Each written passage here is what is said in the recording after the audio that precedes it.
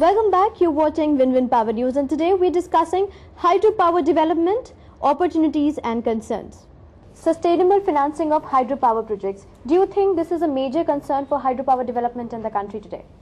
Yes, it's a very, very major problem, major challenge. I will not call it a problem. It will be a major challenge for all of us, you know, for private sector and even for a government sector also. We are talking of adding 1 lakh megawatt by 2025, by end of 14th plan, something like that. So it calls for around 30 to 40,000 crores per year from now onwards, consistently every year. So it poses a huge challenge to all of us. And of course, private sector is going to be a big significant player in this hydro development in future. So it's a huge challenge for us.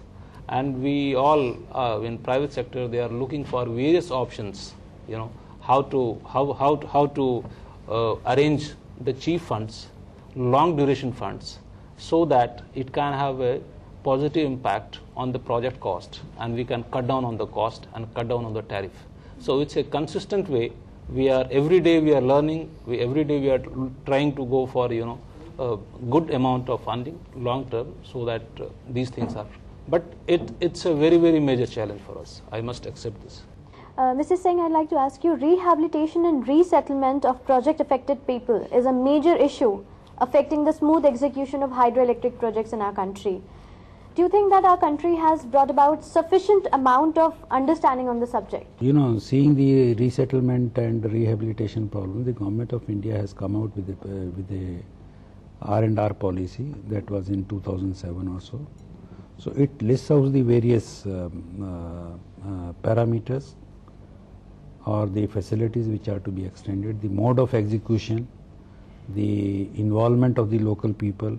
You know, initially we have been giving 12% free power to the state government, and that is basically for the difficulties caused to the local people. In the recently announced hydropower policy, we have taken a particular decision that 1% of the free power will be specifically marked for the project affected areas, and that revenue, whatever will be generated, it will be put at the disposal of a particular society or a particular formation is there.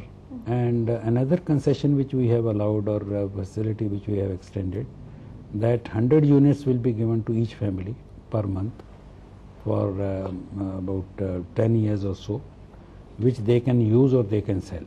Mr. Prasad, in some of the hydro projects, the developer has discovered the value of talking with NGOs, involving people, which adds a new dimension to rehabilitation, resettlement and compensation scheme. How practical and successful you think this approach is? Indira Sagar, which I have done, I am the only practical man for Indira Sagar, where 40,000 family having population of 1.5 lakhs was involved, and I rehabilitated them in 1.5 years. 2.5 years the Indira Sagar project was lying idle for 20 years was done. I talked to the Chief Minister of the state government at that time, and with his assistance, I formed a policy that everybody should be paid through check, no cash payment, no cash transaction. And whatever the demand correct was there, as per the policy of the government of India, whatever money was, it was 100% passed on to them. Let me make it very clear. The developer has got very limited role in R&R. Except for paying money, all the transactions are done through the state government. Issual of check, issual of plot, everything is under the state government.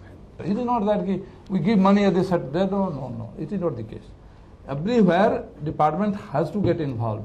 57 kilometers of the rail lines were to be removed from Indira Sagar project. 80 trains were running between Delhi and Bombay. Main railway track. Main railway track. In Mumbai. And state government has paid to railways more than 100 crore. And that shipping was to be done by the railway. If I would have said railways would do. But I brought the chief minister, I arranged the meeting with the railway minister. We talked out certain program, and according to the program, when I started raising the dam, railway immediately issued the warrant that no, unless I do my work, I told the MOU has been signed. I am doing my work, you arrest me. Then I had to tell the chief secretary that you have to control the law and order. Finally, what happened? Railway opened 4 divisions. And finally, they also got the work done, work was done on time. So this is a question, how you are getting involved in the work. Though there are various challenges highlighted by the panelists such as environment and forest clearances, land acquisition, contractual disputes, sustainable financing for private projects, but with a vision and commitment, many hydro projects have created a milestone in the past, and that too in the far-flung areas of the country. With increasing private participation coming into the hydro sector, we'll certainly get to see substantial growth in hydro sector in the near future.